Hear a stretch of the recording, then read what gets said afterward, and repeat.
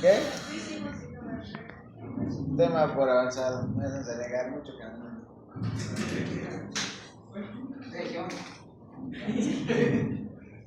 Vamos a hacer parasitosis ya. Esto entra para el final directamente. Lo que vamos a hacer, les voy a explicar un poco de lo que son los parásitos, pero vamos a hacer grupos para que expongan. ¿Ya? Para el final.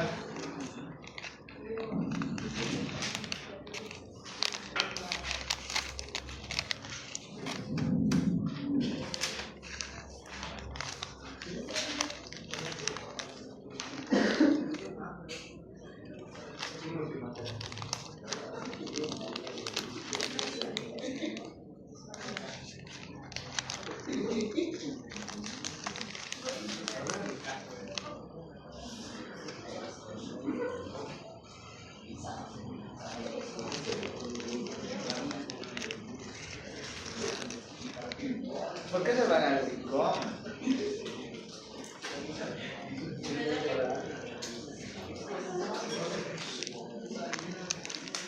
¿Por qué se van al rincón? ¿Qué?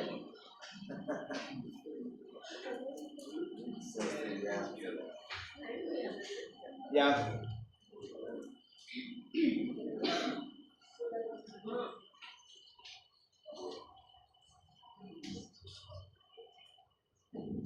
Vamos a hablar un poco de lo que son los parásitos. Vamos a comenzar con generalidades. Ustedes ya saben muy bien qué es la parasitología. Ya han llevado parásitos, ¿no? Parásito 1. Entonces, ¿qué es la parasitología? ¿Qué?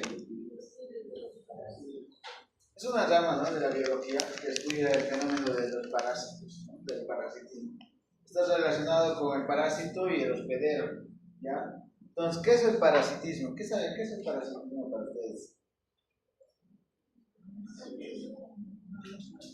No sería una simbiosis, ¿no? Cuando se habla de simbiosis estamos hablando de que los dos no se hacen daño en todo caso. Parasitismo es una interacción biológica entre una especie, ¿no?, o entre dos especies.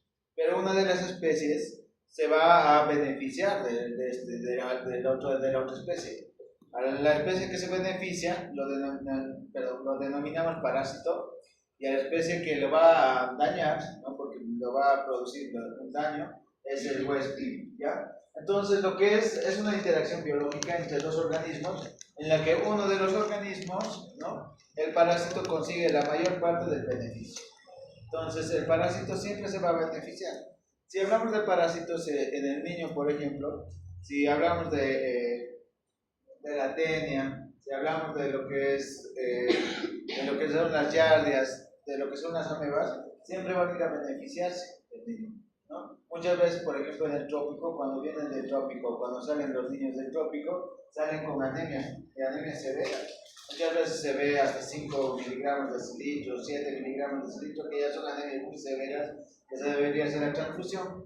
Pero ¿qué pasa en estos niños? Caminan normal, corren normal. Si alguna vez han visto este tipo de niños y dicen, ¿cómo va a seguir caminando con una hemoglobina de 5 miligramos de cilitro? Pero sí, eso es lo que produce el parásito. ¿Por qué produce eso? Porque poco a poco le va a sacar la sangre, ¿no?, que utiliza después posteriormente el parásito.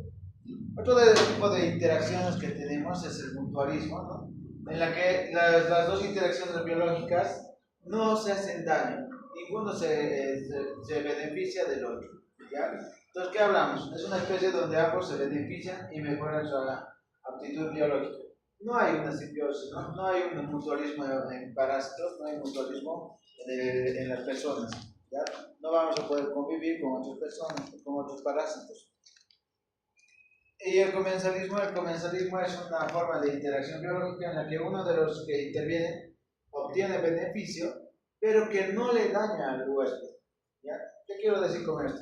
Que, por ejemplo, si ven aquí el capibara, el pajarito se está beneficiando de lo que es el capibara, ¿no?, pero no le causa ningún daño, ¿ya? En el ser humano no tenemos este tipo de comensalismo tampoco, ¿ya?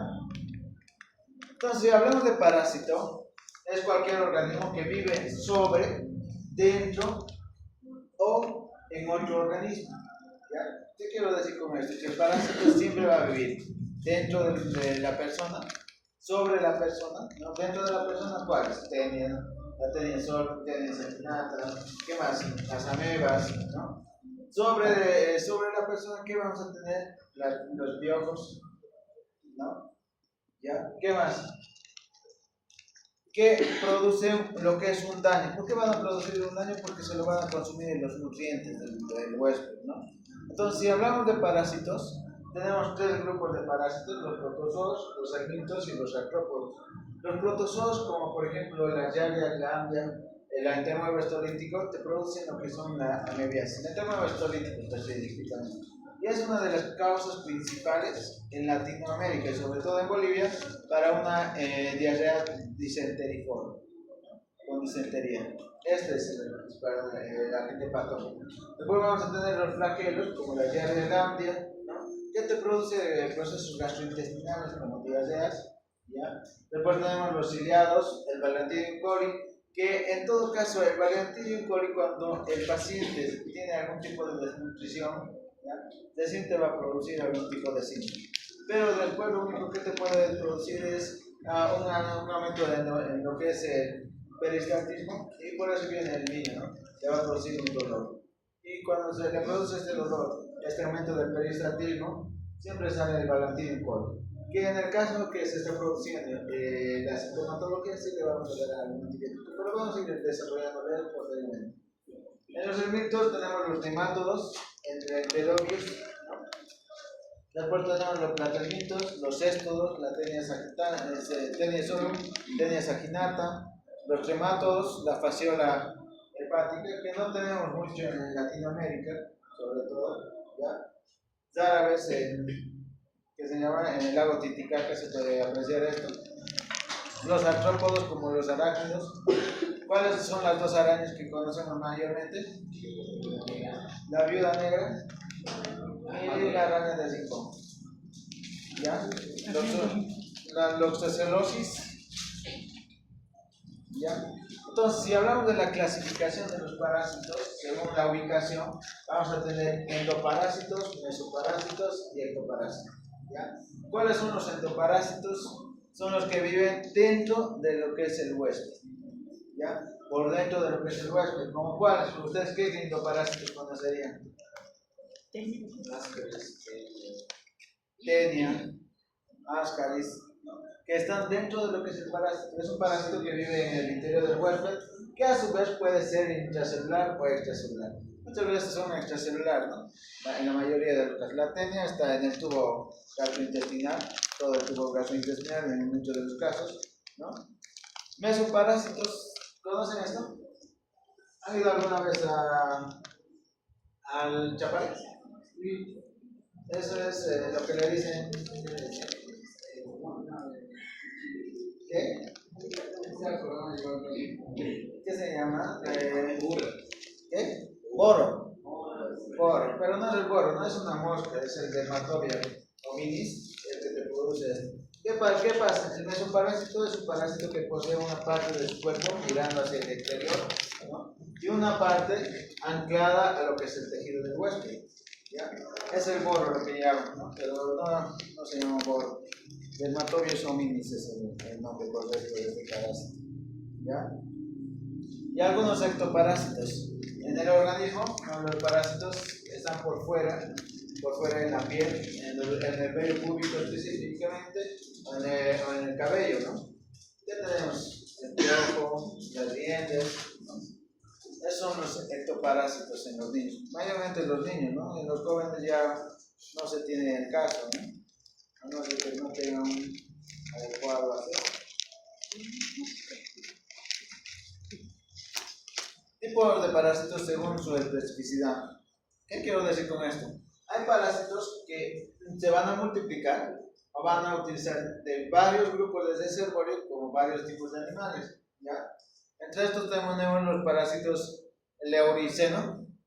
¿No? Es aquel parásito que utiliza varios tipos de reservorios. ¿Qué quiero decir con esto? Que no solo va a utilizar lo que es, por ejemplo, el gato, puede utilizar el conejo, puede utilizar las vacas, ¿no? Donde se van a ir a multiplicar. Uno de los principales que podemos tener ejemplo es el Toxoplasma gondii. ¿Ya? El Toxoplasma gondii, que está en las heces de los gatos, muchas veces cuando tienen gatos y no lo hacen de parasitar, lo que produce es alteraciones o patologías dentro de las personas mujeres embarazadas, ¿no? Y peor todavía en los niños que van a tener el Toxoplasma gondii. Por eso se hace estudios, ¿no? Parásitos externocenos son aquellos parásitos que sí utilizan varios anfitriones para poder multiplicarse, ¿no? Como el hombre, el perro y los primates. ¿Ya? ¿Cuáles son los más representativos? El enteromuevo estolítico, ¿no? El enteromuevo estolítico, para que se produzca o para que se replique, utiliza varios reservorios, varios anfitriones para hacer todo su proceso de desarrollo. Y también vamos a hablar de este tipo de parásitos. Pero los parásitos monoxenos son aquellos parásitos que cumplen todo su ciclo evolutivo en una sola especie, en un solo huésped. Los otros sí utilizaban varios huéspedes, los otros también, pero no. Solo utilizan un huésped para poder hacer todo su proceso larvario, ¿ya? Desde el huevo, la larva, hasta que sea adulto, solo utilizan un tipo de huésped. Entonces estos son los más representativos, son las cardiolicoides, ¿ya? Y los parásitos polixenos, ¿ya? Son parásitos que requieren más de un huésped, pero que tienen solo un ciclo biológico, ¿ya? Entre estos tenemos la fasciola hepática. Todo tiene un ciclo evolutivo de lo que es la fasciola hepática, ¿ya? Ahora, tenemos parásitos facultativos y parásitos obligados. ¿Cuáles son los parásitos facultativos? Son organismos que pueden vivir en medio del ambiente o como parásitos, es decir, como la capacidad de anfizoica, ¿no? ¿Qué quiero decir con esto? Que estos parásitos facultativos pueden vivir tanto en el huésped como fuera del huésped, ¿ya? Son facultativos. Y a medida que si viven en el huésped van a tener otro tipo de representación. Por ejemplo, van a tener ya un proceso más larvario. Pero si viven fuera del huésped, van a ser huevos, ¿no? ¿Por qué? Porque fuera del huésped ya es un ambiente más,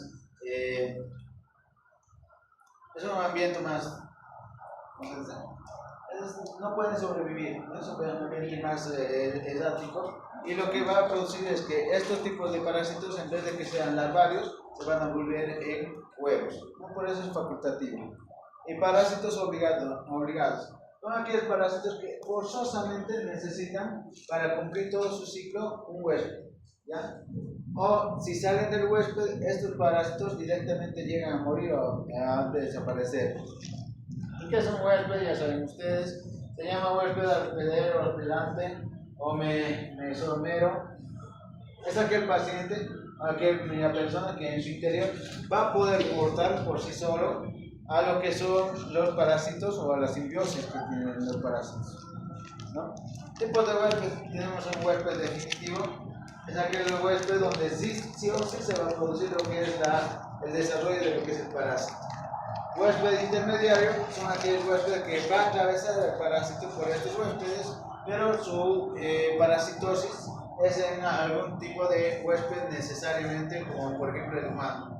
Y el huésped intermediario o paratécnico es un huésped exático, ¿no? ¿Qué quiero decir con esto? Por ejemplo, la Taenia solium o la Taenia sarginata, en muchos de los casos se va a convertir, dependiendo al tipo de tenia, va a llegar a lo que es la vaca o al cerdo. Esos son los huéspedes exáticos, que no debería estar en estos huéspedes, pero sí.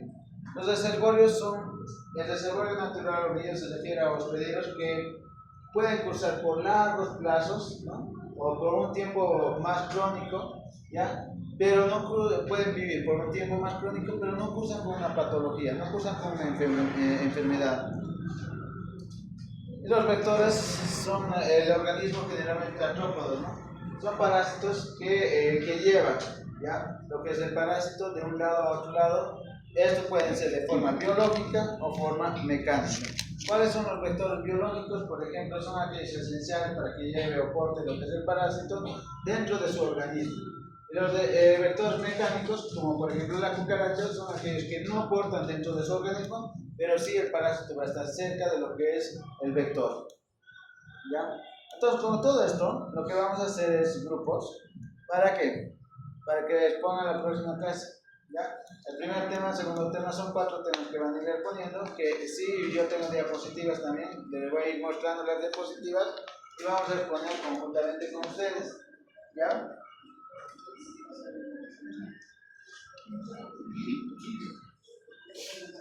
Vamos a hacer grupos 4.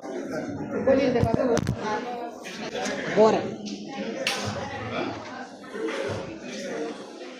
Com número com que?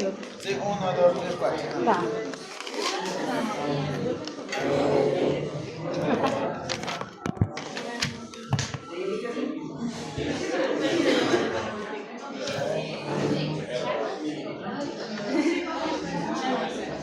¿Alguien tiene tijera?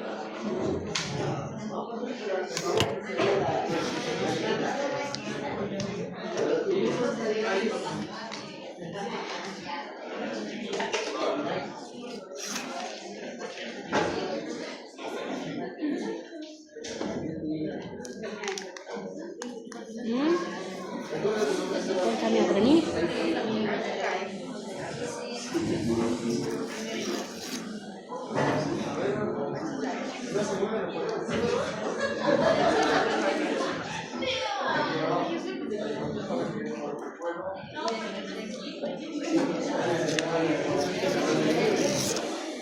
Fala ainda não.